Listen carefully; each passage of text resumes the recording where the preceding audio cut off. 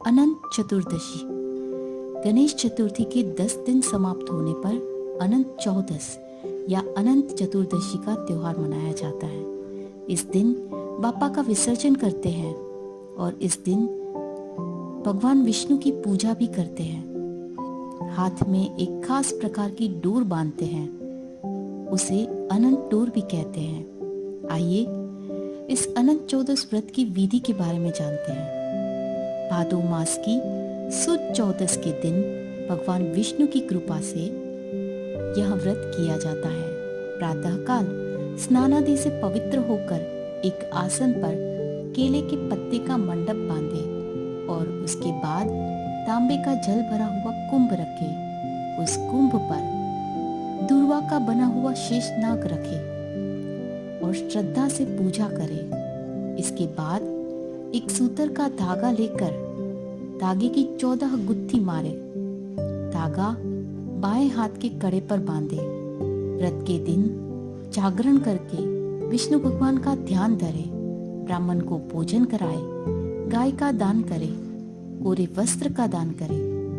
यह व्रत 14 साल को करना होता है। आइए अनंत चौदस व्रत की कथा करते हैं।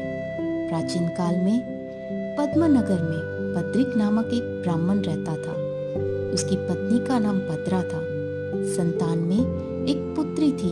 पुत्री का नाम मेघा था।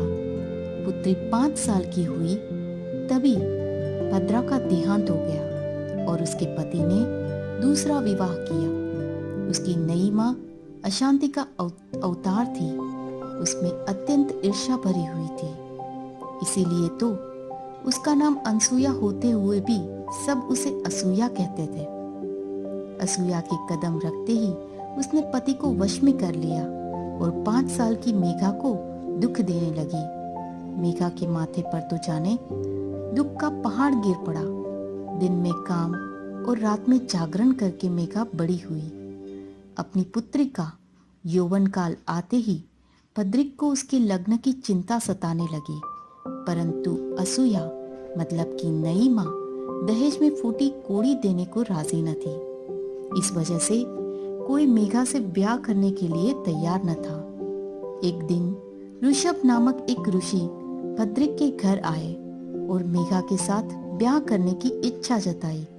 पद्रिक तो अत्यंत प्रसन्न हुआ और मेघा को ऋषभ मुनि के साथ ब्याह कर दिया। मेघा तो पहने हुए कपड़ों में ही विदा कर दी गई। अतः असूया के तो कलेजे को ठंडक मिल गई। ऋषभ मुनि अपनी पत्नी को साथ लेकर आश्रम जाने के लिए निकले। रास्ते में एक नदी देखी।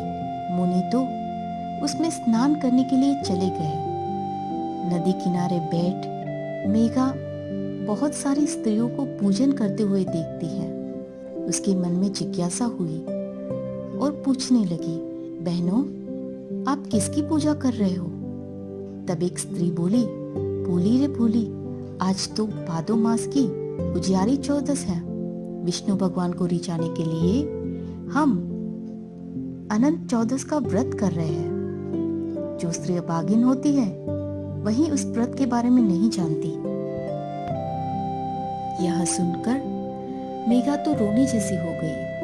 उसने उन स्त्रियों से पूछा, बहन, तुम्हारे में से कोई मुझे कृपा करके इस व्रत की विधि के बारे में बताए। एक स्त्री ने व्रत की विधि समझाते हुए कहा, बहन, अगर तुझे ये व्रत करने की इच्छा है तो पुरुष संज्ञाधारी 1 सेर अनाज लेना, पकाकर आधा खाना और आधा ब्राह्मण को देना। एक सूतर का धागा लेना, उस धागे की 14 गुत्थी मारना। उसके बाद उसे कुमकुम से रंग कर चंदन चावल से उसकी पूजा करना। बाएं हाथ में धागा बांधकर शिव विष्णु भगवान का स्मरण करना। मेघा ने तो उसी वक्त व्रत ले लिया। सूतर के धागे को बाएं हाथ में बांधकर पूजा की। थोड़ी देर बाद ऋषभ मुनि आ पहुंचते हैं। दोनों आश्रम की ओर चलने लगते हैं। आश्रम में पहुंचने के बाद गृहस्थ आश्रम की तैयारी होती है। वहीं ऋषभ मुनि की नजर पत्नी के बाएं हाथ में बंधे हुए धागे पर पड़ी। इससे उनके मन में शंका हुई, अवश्य यह स्त्री ने मुझे वश करने के लिए कोई धागा बांधा है। इसीलिए ऋषभ मुनि ने वह धागा तोड़ डाला।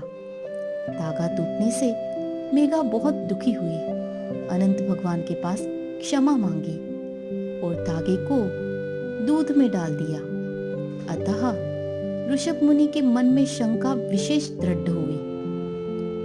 इसीलिए उन्होंने धागा चूल्हे में जला दिया। जाने अनजाने में ऋषभ मुनि ने अनंत भगवान के व्रत का भंग किया और इससे भगवान उस पर कोपायमान हुए और ऋषभ मुनि का आश्रम जलाकर राख कर दिया और उसे रात ही रात भिखारी बना दिया। उसे खाने के लाले होने लगे। तब मेघा अपने पति को समझाते हुए कहने लगी, हे नाथ, जाने अनजाने में तुमने अनंत भगवान का अपमान किया है। इस वजह से आज ऐसी दशा हुई है। अतः कुछ भी करके अनंत भगवान को प्रसन्न करो। यह सुनकर ऋषभ मुनि को अत्यंत पछतावा होने लगा और वहां अनंत भगवान को प्रसन्न करने के लिए वन में चले गए। चलते चलते वे रास्ते में एक आम के पेड़ की छांव में विश्राम करने बैठे और उस वक्त आम का पेड़ बोला, हे मुनि, आप कहाँ जा रहे हो? तब ऋषभ मुनि ने आम को सारी बात बताई। आम का पेड़ बोला, हे मुनिवर, मेरा फल कोई नहीं खाता, कोई पंछी भी मेरी डाल पर घोंसला नहीं बांधता। तुम मेरे ऐसे कौन से पाप हैं? मेरे दोष का भी निवारण पूछते आना। ऋषभ मुनि ने वहां से आगे चलना चालू किया। रास्ते में गाय मिली। उसने ऋषभ मुनि से कहा, मेरे थान दूध से फटे जा रहे हैं, लेकिन मेरा दूध कोई नहीं पीता। ऋषभ मुनि उसे भी आश्वासन देते हुए आगे बढ़े। वहां रास्ते में एक बैल मिला। बैल ने भी ऋषभ मुनि से कहा, उसे कोई गाड़ा नहीं जुड़ता। ऋषभ मुनि ने उसे भी सांत्वना दी और आगे बढ़े। तब रास्ते में 2 तालाब मिले। उसका पानी कोई नहीं पीता था। अतः उसने भी मुनि से अपने उपाय पूछते आने की बात कही। वहां से आगे बढ़ के एक गधा और हाथी मिला। वह दोनों दुखी थे। ऋषभ मुनि सबको आश्वासन देकर आगे बढ़े। वन में सभी जगह पर अनंत भगवान की खोज की, पर कहीं भी उनको भगवान के दर्शन नहीं हुए। दुखी होकर जीने से मौत अच्छी ऐसा सोचकर फांसी खाकर मर जाने के लिए तैयार हुए। और ठीक उसी समय एक ब्राह्मण घूमता हुआ वहां आया और उसने आत्महत्या घोर पाप है ऐसा ऋषभ मुनि को समझाया और उसके दुख का कारण पूछा। तब ऋषभ मुनि ने बताया कि भटक भटक कर थक गया हूं, पर मुझे कहीं अनंत भगवान के दर्शन नहीं हुए, अतः मुझे मर जाना है। इसीलिए मैं आत्महत्या करने की तैयारी कर रहा हूं। तब उस ब्राह्मण ने मंद मंद हंसकर ऋषभ मुनि से कहा, अगर तुम्हें अनंत भगवान के दर्शन करने हैं तो तुम मेरे साथ चलो। और फिर वह ब्राह्मण ऋषभ मुनि को एक गुफा में ले गया और वहां उनको साक्षात अनंत भगवान के दर्शन हुए।